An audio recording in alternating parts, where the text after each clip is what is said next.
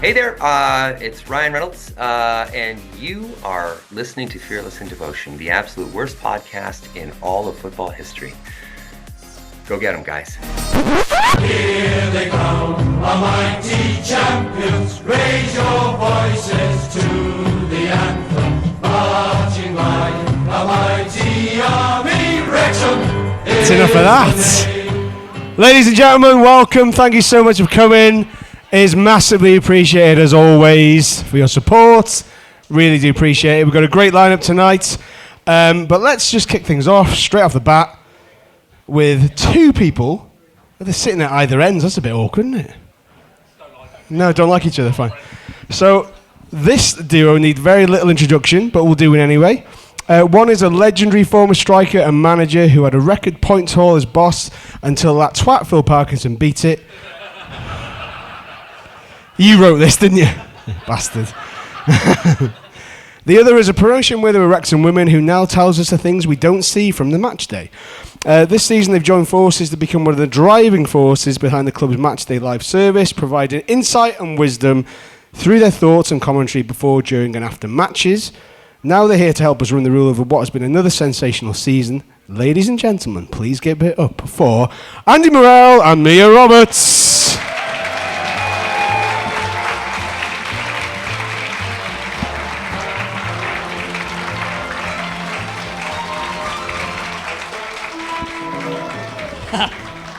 You've got to stay on my right. It was like Ant and Dec.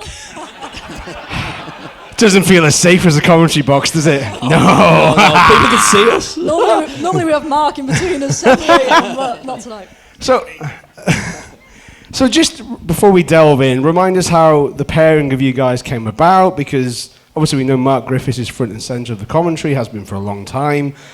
Then there was quite a few changes with people who were supporting him in terms of the summarising. So who was in post first, and how did it come about between you guys? Tell the truth. Who got asked first? To be honest, I don't really know.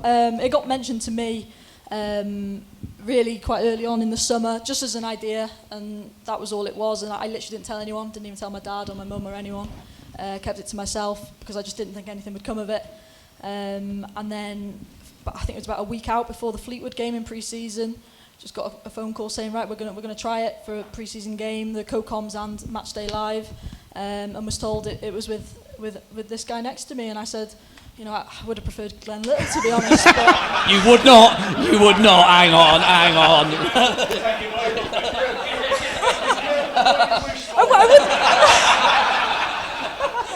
I wouldn't have had to say anything then. I wouldn't have had to do any prep. If he tips up as championship co-commentator next season, it's on you.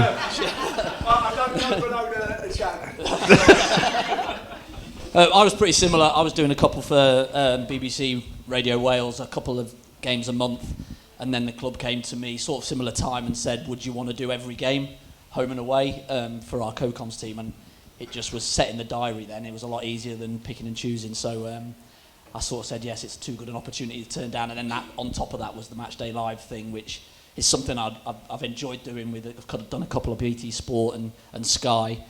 And so I just thought it was just too good to turn down, really. And regular stuff, you're as close to the management side of football and Wrexham as you could be without the stresses of picking a team, really. And you get to talk football for a little bit, and a few people listen. It was great. More than a few people. Andy, you've touched on it there, the BBC stuff. So how does it differ doing this Matchday Live? And do you feel like a weight of responsibility to sort of call it as you see it? Because obviously you're working for the club and the club comms, you probably see a lot of the players after. Do you sort of think, well, maybe I should be a bit more partisan? No. No, I think you've got to, because people see through you if you're not as honest and truthful and say what you see. I try and be fair. I know what it's like to be a player, and you can't play well every week, and so to say that they're shit straight off the bat is pretty much, it's harsh. It's hard just off one game. So you try and work it that they're not been at their best or whatever. You try and phrase it right, but we've been pretty good all season, haven't we? You know, so it's not that hard. Why did you snort then? Yeah, we've been quite good this year, so it's quite easy to talk about how good the players can do and where this team could possibly go if the handbrake's off. Mention the handbrake. That sounds familiar, doesn't it? Didn't like Parkinson beating your record points haul, did you? Mia, I think it's fair to say that you've taken to commentary like a duck to water. Was it something that was always on the cards for you, or did it come a bit out of the blue? No, never thought I was going to do it ever. You know, I always sort of said I never really liked being on camera. I think, you know, my mum said to me a few weeks into doing the co-coms that she now hears me speak more watching Wrexham games than she does when I'm in the house. So I think that sort of tells you a little bit, but no, it was something, you know, that started just as a voluntary thing with the women's last season, which I was asked to do, which was actually weirdly through Lily Jones's mum Dion, who just mentioned it to me, just saying, you know what, I don't know whether it was because I was waffling in her ear for a game or whatever, but she just said, you should have a go at that. And then the club approached me and I had a go and enjoyed it. A lot of people, you know, messaged me and said, you know, you were all right at that, to be fair. And then, you know, this has come up and I've just tried to grab it with both hands. You know, I'm quite aware of how privileged I am with obviously very little experience, but I've watched a lot of football in 21 years. So I just try and, like we say, sort of say what you see, you know, that sort of catchphrase. And yeah, people have seemed to enjoy it. Obviously, there's going to be people who don't, and that's absolutely fine. I've said that before as well. You know, football is a game of opinions at the end of the day, and you know, we just try and make it, you know, that little bit of entertainment as well as giving a little bit of our insight as well. Right, here's a question for both of you. Have you made any on-air faux pas? Now, what I mean by this, has anyone said 25-yard shit rather than shot? This is from a fella who once wrote in an intro, oh, I forgot the O from Denbighshire County Council, and it was, you put that together. How did you get to executive editor again? Oh, well, no one knows. I think I chucked in a nipple rather than a nibble on Saturday. Go figure. Context. Yeah, yeah. I was just super excited. We were just shouting nipple. Yeah, to be fair, there hasn't been too many. I think Mark's had a few. I mean, it's less. Really? Sorry, no, I'm not. Outrageous. It's when he's not here. No, it's less vocab. It's more noises with Mark. Sometimes there's a noise, and I have to just give him a little look and be like, Mark, it was a bit of a moan. Do you know what I mean? And you might not hear it. You might now hear it now. I've pointed it out, but yeah. There's not many. I think, you know, there's a few where we maybe get the score wrong in one or two games, but I think we're pretty good at our jobs, aren't we, really? No, you're very good. You're very good. I mean, flummoxed by the fact that we're in 2025, Andy MORRELL speaking to us, and he just mentioned the word nipple. I don't know what's going on. It's thrown me massively. Are you a little turned on by that? No, not quite. Not yet. Maybe later if he tells it to me in person, I don't know. Individual interviews. I remember not so long ago during that weird game against Peterborough where we lost, and don't think anybody in here was that really arsed about losing, to be honest. You ended up interviewing Fergie as a former teammate. I remember you saying, I think before or after it, that you were a little bit nervous. How was that as an experience? Because when you've got a vested interest and you're asked to speak to somebody on a professional level that you know quite well, what was that like? Obviously, I had a couple of seasons, fair few seasons with him, but not spoke to him for quite a while and stuff. But obviously, followed how well he's done and what a figure and what a great guy he is. And so yeah, it just got floated by me. Like, it's something that when we were in behind the goals, Ollie Palmer had come and one of us would stay in with Chris and we'd just chuck a question to him if we felt it was right to. And that's something that I've never done before. And Chris threw it to me and said, do you fancy interviewing Darren before the game? And I was like, yeah, because it's not something I've never done. Oh, my sweaty palms, I was going. He was really bad. It was horrendous, like. And not bad in the interview, nervous, sorry. But like, I'm stood there with him. I'm like, he's going to be fine. He's fine because he's a mate. He understands it. And I told him before, listen, I've never done this before, so it could go anyway. And they might not even put it out if it goes that badly. And for the first minute, it was probably me just talking absolute rubbish at him about how good the place was and how good a team we had back in the day.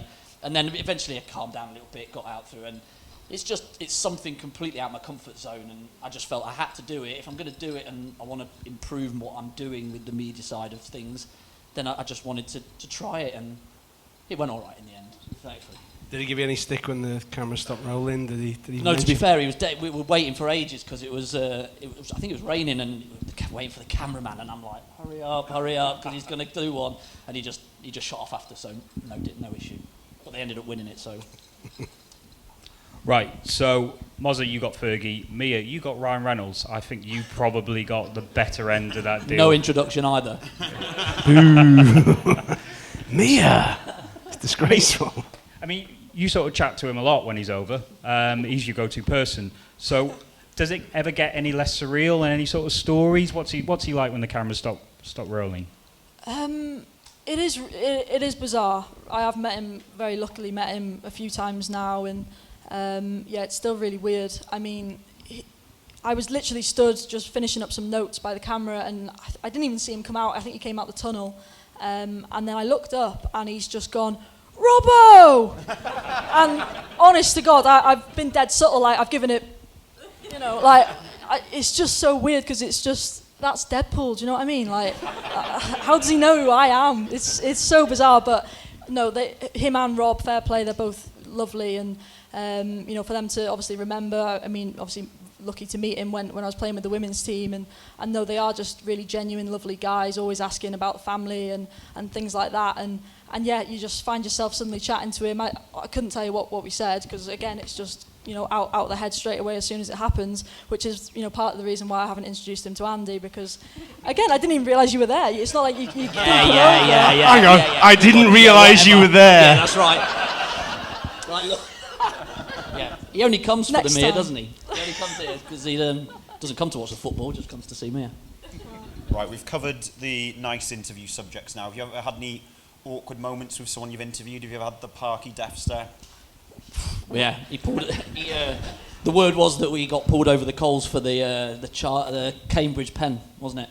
The Cambridge pen that got given against us.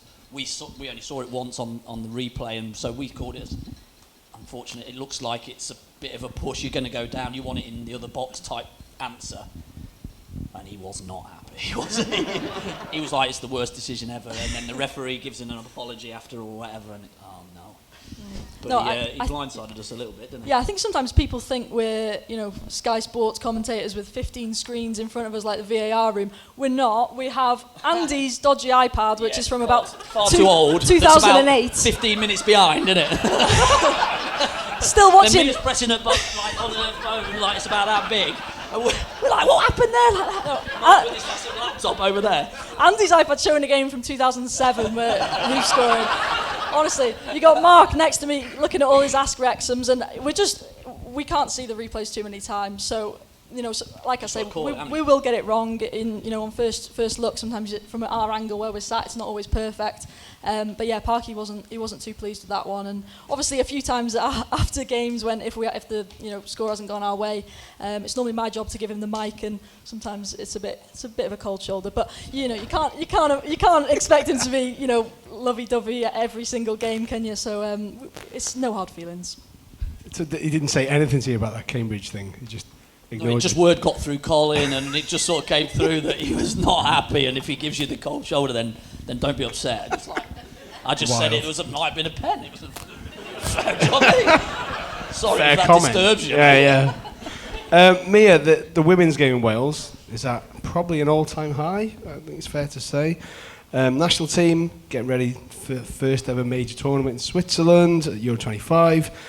Your old Wrexham women's side have stepped up to the mark this season, especially the second half of it, completely different to the first half. Really getting one over Cardiff, the bogey team for so long. What do the Wrexham women's team need to do now, really, to make that extra step to go and win it?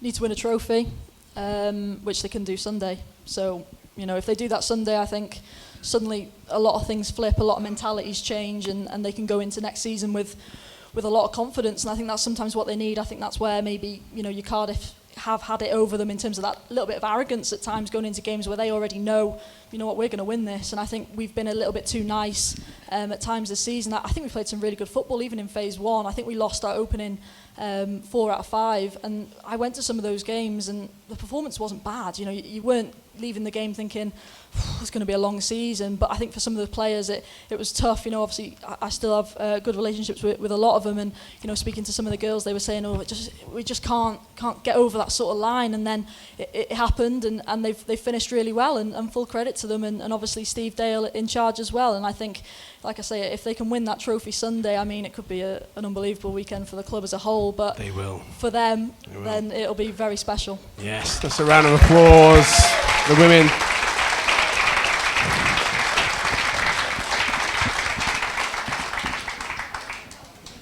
So let's think about this season. It's been a great season so far. What have your highlights been? Who's been your hero of the campaign so far? And which match have you most enjoyed commentating on? Did you say, oh shit then? 25-yard shit. 25 yards. I actually really enjoyed the first game of the season because I thought that was a standout. It's quite a good performance against a team we didn't really know how good Wycombe were going to be.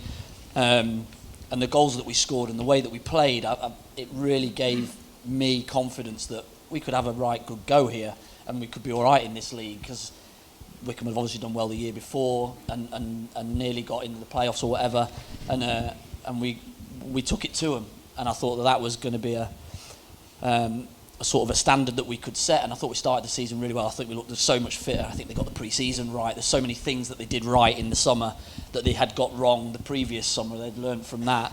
It put them in loads good stead, and we hit the ground running rather than chasing our tails a little bit. But I think Monday was probably the best one that I've done, because backs against the wall. This team's come out so often this year when we've had a defeat or had a poor performance. They've come out fighting, and they blew me away in the first 15 minutes with their intensity and the way that they went about it, because that's what they should have done on Friday, really. And we just missed an opportunity. And with everything backs against the walls, everybody's saying, "Oh, we've blown it. You know, we're now the chaser, not the chasee," and all that. I just thought they were brilliant from start to finish, and they never really gave Blackpool a chance. And Steve Bruce said exactly that, didn't he? That we weren't good enough on the day, and we were brilliant. And so that gives me more hope now to go, we can do it Saturday now, do the same again, and you're pretty much up. Mia, what was your sort of big game of the season that you enjoyed commentating on most? I mean, I've enjoyed pretty much most of them, apart from, you know, a small few, really, because we've been that good this season. But again, I think Monday was really special. I mean, I'm not sure if anyone noticed, but we were virtually in the away end. The press box was... That's fine for Andy, probably. We were right next to it.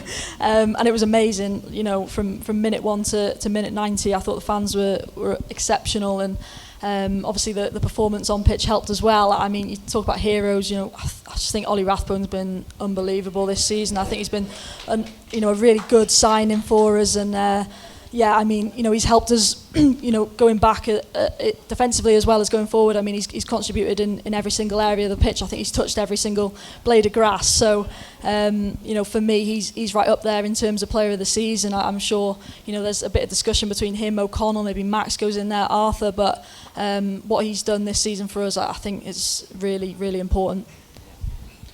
Andy, who would you go for player of the season? Well, I think at Christmas you're looking at Barney by a mile, and then everybody's forgotten about him because Ryan Longman's come in and done so well, and I think that's a bit harsh, because players that do well at the start of the season sort of get forgot. Elliot Lee last season was carrying the team money before Christmas, and then Paul Mullin comes in, scores at the last end, and then he gets the player of the year. So you have to have a bit of a memory and a bit of a doffed cap, if you like, to these players that kept us going when times were tough. But yeah, I think the three that Mia said, I think O'Connell's been really good. He has a game or two, doesn't he, every now and again. Max has been just steady Eddie. He's a 7 out of 10 all the time, isn't he? And getting more and more comfortable every game, I feel. And he looks a real asset for the club, that he could go all the way with us if we can keep continuing the way that we're going. And Ollie, again, he covers every blade of grass, doesn't he? And I just love his attitude and endeavour. And he's important to us, I think, because he starts us off. He gets us going, and he runs past you, and you're like, oh, I've got to run now as well, because he's making me look silly. and it sort of starts the team going. Mia, things have sort of come a long way in the last few years in terms of more women becoming involved in sports broadcasting, but do you still think there's any element of stigma around it at all? Yeah, I think there is. I mean, look at last few days with things coming out about Eni Aluko has said things which I don't agree with Eni Aluko what she said, but immediately off the back of that she's suddenly target to tons of abuse, and I'm very lucky I haven't had too much of that this season, touch wood. And you're always going to get it. Like I say, I take on board any advice that anyone gives me or opinion that they might not agree with me. But I think there does come a line where it goes from difference of opinion to going against me just because I'm a female, and that's where you do draw that line, and that's where it becomes a bit more difficult. So. Listen, I think things are changing for the good, but at the end of the day, it's a social issue as well, and things like Her Game Too and elements like that are only going to help. So, for me, I feel like I'm doing a good job right now, and not just in terms of the job I'm doing, but also showing girls that people like me can be in this space. It's the only stick he gets off Mozza then. Yeah. You just created an awkward moment right there. That's what I do. And then Andy's created one for me with this very loaded question. Thank you for that. Please, mate. It's not a good question, this. Let's kind of get back to the game in hand this Saturday. Andy, back in 2003, Sir Dennis of Smith backed you. Do you see Parky doing the same for J-Rod? I don't know what he means by that, by the way. I'm not making the comparison. Well, like Mia said, on Monday we were sat pretty much in the away end, and I don't know if he's in here today, but there was some guy in the away end giving absolute dog's abuse to Jay Rodriguez. Stood up swearing, "Run, you're on this much money." Was it one of you two? Yeah. I thought it might be. Swear, just absolutely hammering it. And I'm like, and we just looked at each other, didn't we? And we was like, who's that helping? Who on earth? This is the warm-up as well, probably. That's right. Yeah, I tell you what, he was brilliant in the warm-up. He scored everything. Still in his tracksuit, he was. So I don't think that helps anybody at any point. You can have your opinions about what he's done. What has happened is that we've got a shed load of points while he's played. And whether that is because he's helping defensively too much, and we're still in games in 70 minutes when Fletcher comes on, and we're a bit more creative when we get into that latter part of the game. You can argue what you want, but evidently his running stats are through the roof. He does more high-intensity runs than some do in 90 minutes in his 70 minutes. And so these types of things, they don't get put out. A lot of people don't see what work he is doing for the team. I personally think he needs to play further up the pitch. I'd love to see him up, because when we played Crawley in his first game, he was a little round the corners to Smith, and they were sort of had a bit more of a relationship than we've seen in the last couple of months. And I just think he's just got to leave the team to it. They're good enough to deal with it. Help a little bit, but you're in the team to go and head a Longman crossing. That's what I want to see you do, and I've just not seen quite that. And when Fletcher comes on, he plays that as a two, and he looks a little bit more dangerous, and it just sort of bypasses him. It bypasses J-Rod a bit too much, in my opinion. But he's still in the team, and I think Parky nailed his colours to the mast really early on when the two brought the two in and went, and they're my two, and they'll get us promoted. And simple as that. We just got to back him, because that's what it's going to be. Yeah. Before I get into my main question, just a little one for you, Andy. Do you see a touch of the Andy Morrells in Sam Smith? What I mean by that is work rate. Ugly? Yeah. He's got a fine head of hair. Prolific. Yeah, all right. So, I don't know. Maybe a little bit. He runs a lot. Yeah, he and runs he's a lot. Not got a great deal of skill. And if you give him a shot, I mean, you said that, not me. But if you give him a chance, he will fashion his own by persistence. Yes. And that's what you did in 2002, 2003. Yeah, I think he's brilliant for the team because he stretches the team constantly. He's constantly looking to go in behind. He doesn't want it to feed. He always wants to go in behind, which is why J-Rod and him should work better than they are actually doing for me. But he's strong, he's powerful. I think he's been a brilliant addition to the team. I think he's an upgrade on what we had for the level that we're playing. And I thought once he scored his first Northampton, was it, away, I thought he was going to end up our top goal scorer, because I thought he would play and he'd score more goals, but he unfortunately hasn't quite. Maybe if he took pens he'd be all right.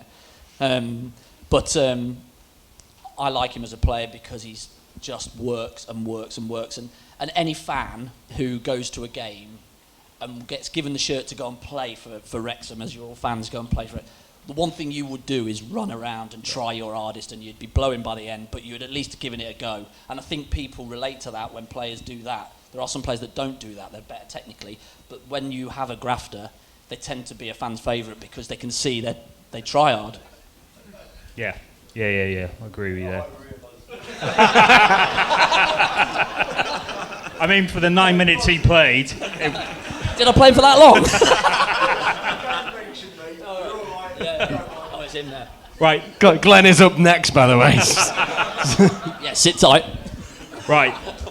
Let's get back to to Saturday. You both tasted promotion. At this stage, what does it take to get over the line? And is there anything that anyone's ever said to you in that moment that's really resonated and you really thought, wow, I wish I could tell it to the guys on Saturday?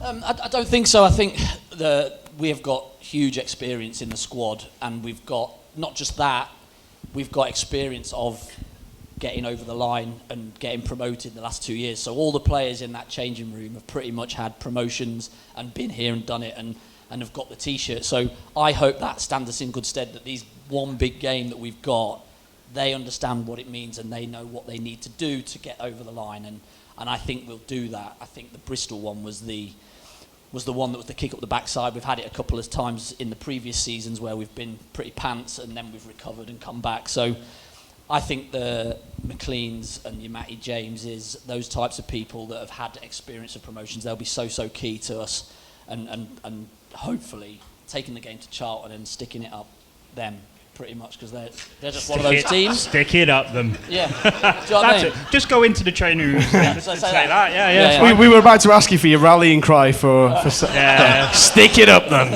is the rallying cry. Yeah. Well, I think the manager's said a couple of things, hasn't he, their manager, and then if you look back at the game after the penalty went in, or not penalty scored, or when they got the penalty, there was one of their centre-halves was right over the top of the... I'm like, just show the lads that, as simple as that, because that riled me, never mind a player in the team. So I think that would probably do enough to get the players wound up enough to go and stick it up. Mia, anything to add? How can I follow stick it up? I mean, I don't. Just don't mention nipple, it'll be all right. stick it right up them.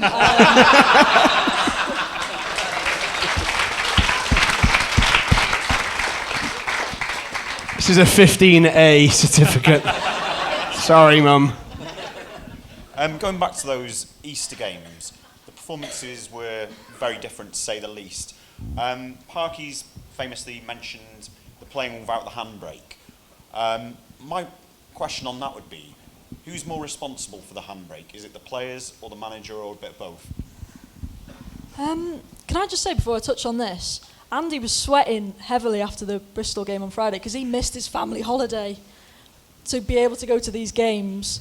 And it was almost a big regret that he did that. I thought we were going to get promoted, and I've done every game, right? And then my missus goes, "Oh, you're going away to Turkey for 11 days? You coming?" I'm like, "No, I'm not. No, I'm not going to miss the party." And then we've not got promoted yet. She's come back tonight, so. And here she is, Mrs. Morrell! But no, sorry, I just wanted to mention that because I just find that hilarious. But no, I don't think it's a case of them going out, at Bristol or Cambridge or whatever, and Parky not telling them to go play, because I don't think that's the case at all. I really don't. But I think there was a bit of nerves that came in. I know we've spoken about experience a lot, and obviously this is a team with a lot of experience, but that doesn't take away from that human nature, which will always sort of creep in with those bits of nerves, especially when you find yourself in that second place already with points on the board. And then I think we saw it at Blackpool, just that bit inside the boys, that they just went out and thought, you know what, we really want this. And I think when that Macca goal went in, when they all came running over, I think we all felt that you know what, this is a team that are going to really fight, and hopefully hopefully give it their all for the next 2 games as well. I think it's the fear of losing. You know, they didn't want to lose. We didn't go out, I felt, to win. We just went out not to lose. And that is, you play sideways rather than just risk a bit riskier. And I think that's what we did at Blackpool, is we just played forward more. We got the 2 strikers on the ball a little bit more. We got Longman on the ball a little bit more. And they're our creative players and the ones that want to go and score for us. And we're a better team when we do that. When we play with a high intensity and we just go for teams, that's when I think we're at our best. Do you reckon we'll do that Saturday? Well, I don't think we've got anything to lose. I don't think it matters, really. You know, I was talking to Andy Mangan yesterday, and he's like, I hope you 2 draw and Wickham lose, and we beat Lincoln, because then we can beat Wickham, and we can go up, and you lot, and we're going up automatic. That's simple. And I was like, yeah, all right, mate, I'd just rather us win. Did he have a calculator out at the time? Yeah, sorry to say that, but yeah, there's so many permutations. I just think we've just got to go, and I think we could just show the league here, right? Because how are they second? How are we second? You know, some of the football, it's a bit, you know, low block, all that type of thing. It's not great. No, we showed on Monday what we can do to teams in this league, and that's why we're second. Go and show the team that's in form exactly that. Why? Get right in the faces, go and hunt them down, and let's go and score the first goal and put them under pressure. And stick it up. Stick it right. Stick it right up. Right up.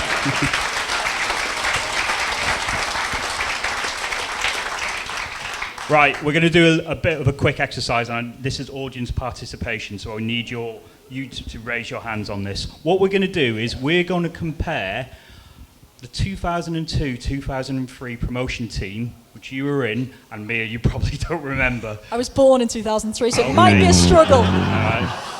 Might be a struggle. Proper research. Neil really must have enjoyed that promotion season. I'm so sorry.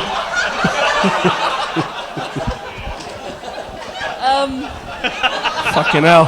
Stick Andy it right up him. I'm sorry, mate. I'm sorry. Andy Gilpin, you have been evicted from the Big Brother house.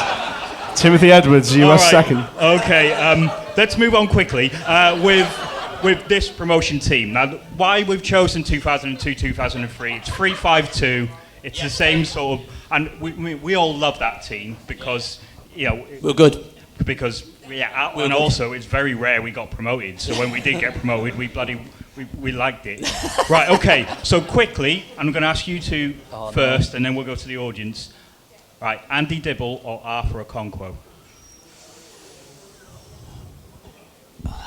Don't start me on Arthur. I know. I know what his answer's going to be. Don't start me on Arthur. Well, now I want to start you on Arthur. He's kicking. Oh my God! Like you've got to keep. It's about his saving.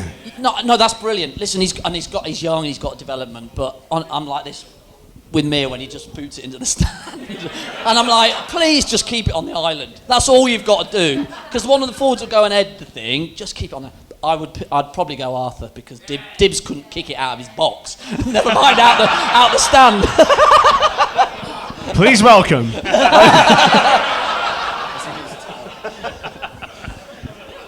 He was a bigger character, I would have said Dibbs, bless him. Right, okay, so raise your hands if you're going to go for Andy Dibble.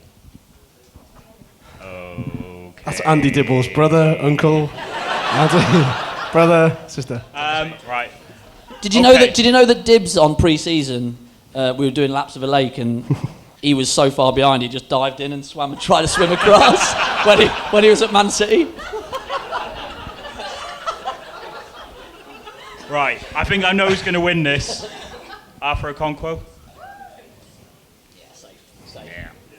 Unanimous. Thank you. All right, this is a lot harder. Are we going to go Longman or Barnett? This is your question. Either, doesn't matter. God, we've got a choice, but even before we get to the big choice, I think Longman, because he's got the shirt at the moment. Yeah. So, Ryan Longman or Carlos Edwards? We're all just showing our ages in the audience tonight. Yeah, it's not even a decision with me. Okay, yeah. Carlos just gets it by a mile. Don't need to go to the audience for that. No, Carlos. absolutely. I think we've all gone Carlos. Yeah. Right. Next one. two sort of youth products, Stephen Roberts or Max Kluwer?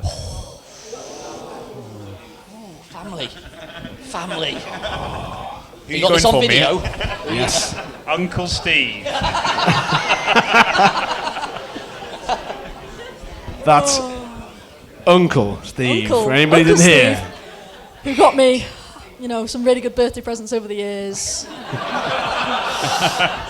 And that he drew. Yeah, but has he scored 7 this season? No. Oh, I thought blood was thicker than water. Oh wow. It's a max from me. Okay, let's go to the audience on this. Steve Roberts first. Who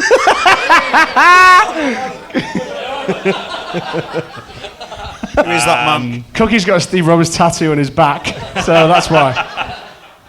Max. There you go. Short. Job done. Short. Welcome to all the new fans in the audience. Yeah. Right, what else? Okay, Brian Carey or Owen O'Connell? Both Irish.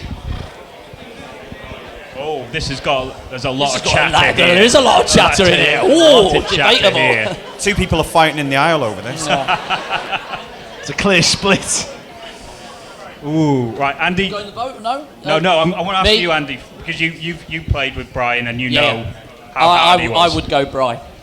Yeah.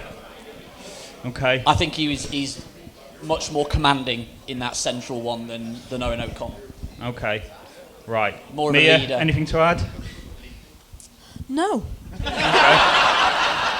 Right, it's going to the vote then. It's going to the vote. Right. Big Bry Carey, the cork stopper.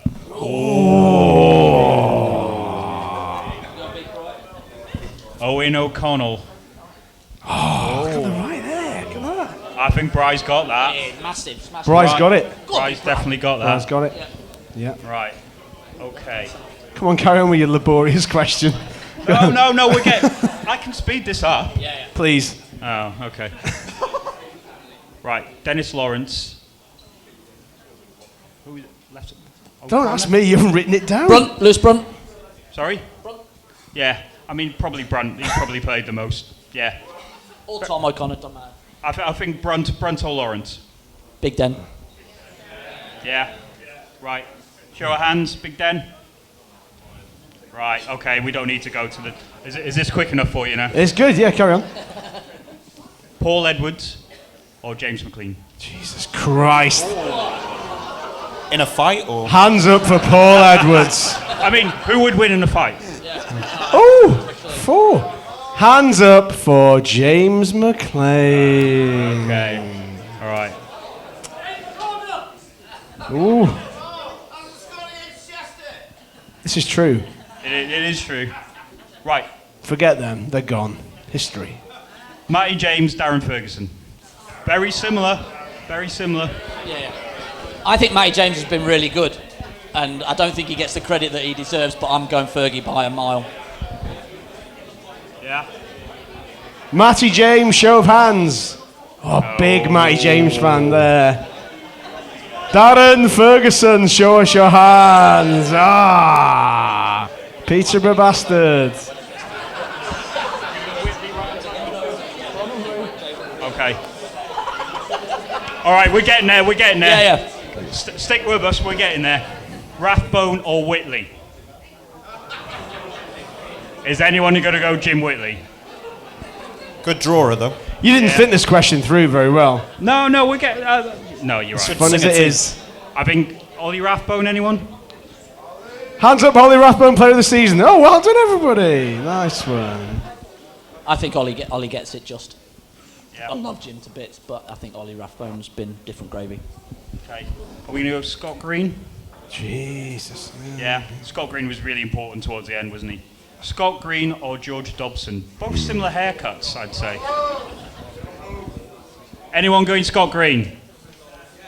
You know, I would. I would as well. I think he was so good. Right, I think Dobson's won that, hasn't he? Yeah. Hands up for the George Dobson. Yeah, there we go. Right. Now I we're feel like getting a to bingo it. caller. Good team, innit? Now we're getting to it. No. If you pair me up with Jay Rodriguez and this not fucking vote for him, I am Clue done. was earlier. I am done. Who had the best top knot? On that note, Andy Morrell or Jay Rodriguez? Who's going to go Rodriguez? Who's going to go Andy Morrell? Glenn, you're in next season. Fine. Go on. Right, this is an interesting one. Sam Smith, a record signing, or Lee Trundle? Lee Trundle, who's not going to be here on. Lee Trundle, who's not here on Saturday. That Lee Trundle. Yeah. Right. Wow. Sam Smith. Sam Smith. Oh! £2 million Sam Smith and not an arm raised. You've all been watching soccer. These people know their football. They're Swansea fans, that's who they are. Right.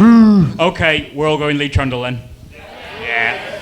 Okay, and that is the end of that segment. Fuck for that. The next question's yours anyway, so carry on. No, you take it, mate. Okay. I'm fed up listening to me. Thank you, it was good that. It was actually quite good. So Quickfire 5 out of the Wrexham players this season, Andy, pitch in, vice versa, because you may have interviewed different people. Most skillful, we'll have it from both, most skillful player of the season. Barney. Barney, ooh, yeah, good shout. Yeah, I'd probably go Longman. We're really driving a wedge between you two tonight, aren't we? What do you know? Who are you? Who is the worst dressed?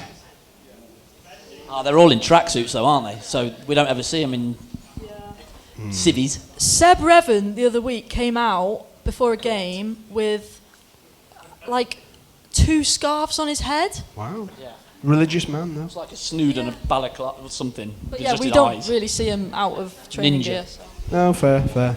Who's the biggest moaner, as far as you're aware? It's difficult unless you're in the dressing room, but, you know, I could hedge my bets on maybe 1 or 2. But. He's not here, but it's Neil Ashton, isn't it? Yeah, it's Neil Ashton. Still Neil Ashton. Or Fergie. Yeah. Or who would you say is the biggest moaner? If you don't know it, who would you say it? I would say probably O'Connell is possibly at the back. He's a bit of a... In a good way? Yeah. Can't, like one of them. You see him doing that a little bit. Probably him. Yeah. Mia agrees. She's like, I'm fucking not getting involved in that one. I'm not that daft. Okay, most underrated player of the season. I think Max is still really underrated. Yeah. I really do. I think, again, you know, scored 7 this year. What he's done defensively as well is so important. And again, you know, for his age, I just think he goes completely under the radar, you know, obviously through the academy as well. Yeah, I think for me, he's the one who I still think people don't give him far enough credit for what he does week in, week out. Like Andy said before, he's pretty much always a 7 out of 10. And yeah, I think he's brilliant. Also off the pitch as well, I think he speaks really well for the club too. Yeah. I'd go Matty James. Oh, nice. Really showed what he was capable of today. Okay, and the final one, and I should mention this, I forgot completely. If you still want food, you've got about 20 minutes until the food shuts half 8. Sorry, Rich. Get some food. The least person you'd least like to fight out of the current squad. I know you're not a fighter. I know you definitely are. But, you know, if you... I think there'd be a few problems if there was anyone. I think gotta be. it's got Here's Jimmy. questions. It's got to be James McLean, hasn't it? He's an Correct. absolute mentalist. Is that... it's just that. Just going to nod in agreement. I think that concludes that particular Well, segment. we were going to ask rallying cries, but I think you've already given it, to be honest. Both of Stick you. it up and stick it right Yeah, up. I don't think you can better those two. We'll try and get that into commentary on Saturday. See if we Please do. Please do, I please dare do. you. I double dare you. Right, ladies and gentlemen, it's been an absolute pleasure to welcome these two. They've been brilliant. They're a credit to the club. Andy Morrell, Mia Roberts, thank you so much. Here they come, a mighty champions. Raise your voices to